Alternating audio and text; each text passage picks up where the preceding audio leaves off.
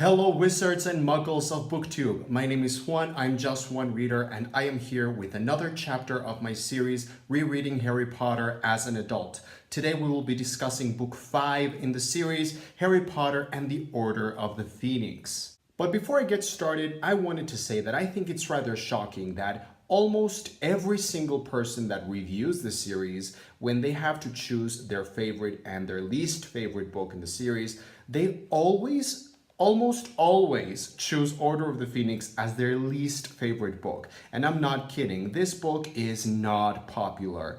It is quite unpopular. People seem to dislike it quite a bit.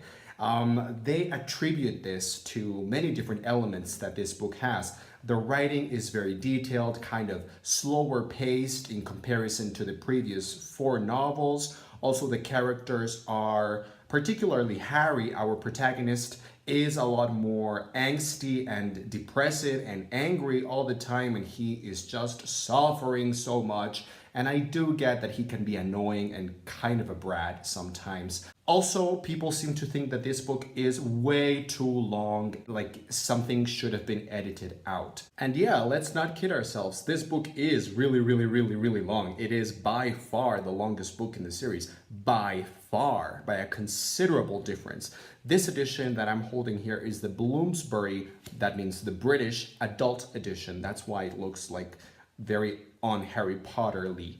And this edition is 956 pages, so yeah, it's long. And I'm not gonna lie to you, prior to this reread, this book was not my favorite either. It was quite low in my ranking.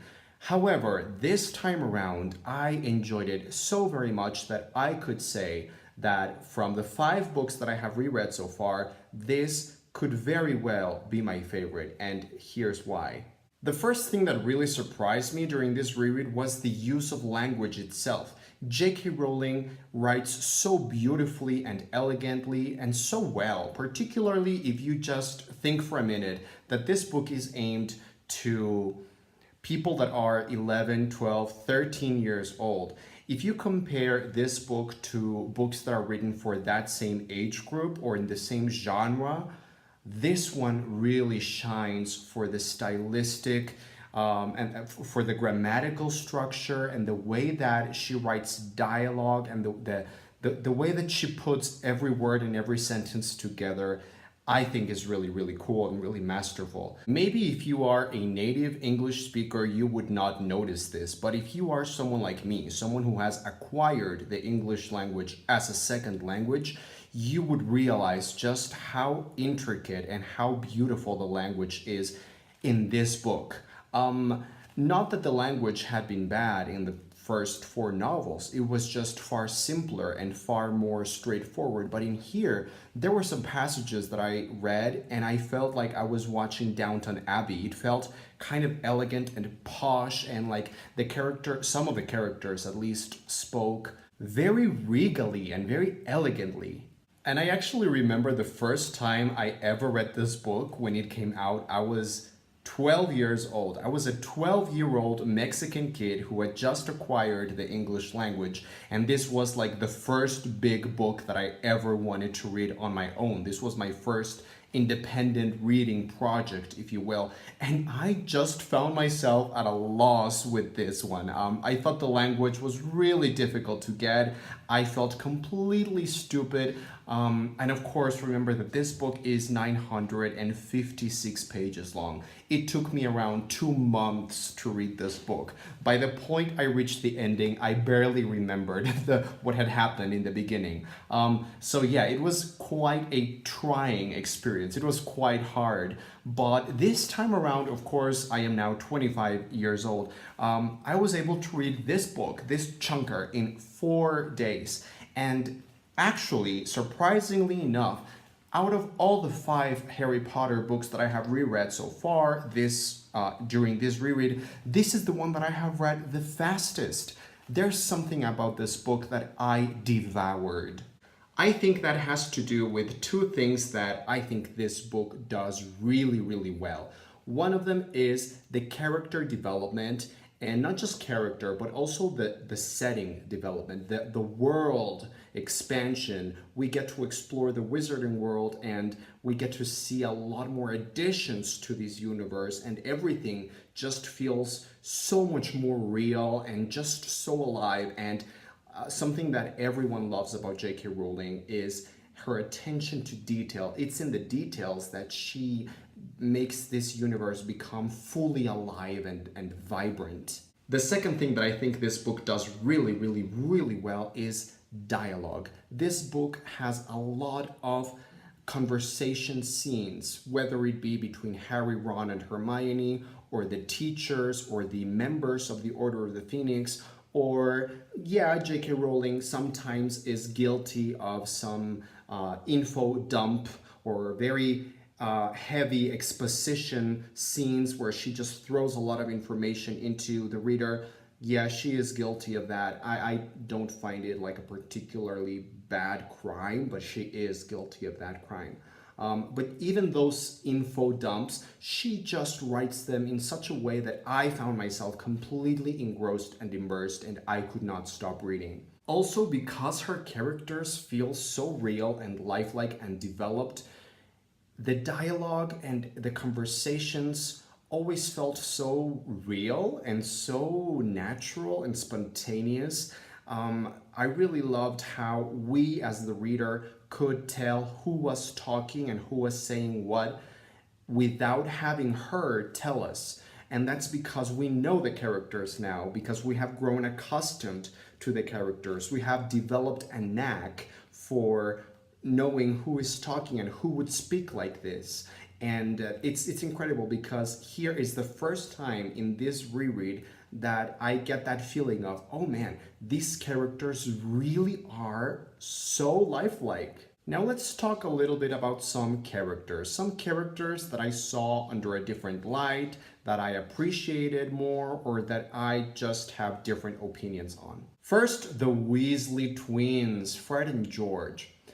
I will confess that I was never a big fan of the Weasley twins. Sure, I liked them well enough and I thought they were funny, but I always saw them as a plot device or a comic relief device. And, you know, in the last book, when something horrible happens, which I will not reveal in case you are the last person on the face of the earth to not know what happens in that book, I was shocked, but I was not that sad, because I never really felt like I loved these characters. But now, this time around, I confess myself to be like so in love with these characters. I adored them. I don't know what it was, if I have developed some sort of new sensibility towards them, their sense of humor, or what they are doing for the wizarding world and what they represent to Harry and Ron. I loved them. Every time their names popped up in the page, I smiled. I actually could have just one book dedicated to Fred and George. I loved them. Another character that I had a similar reaction to this time was McGonagall, Minerva McGonagall.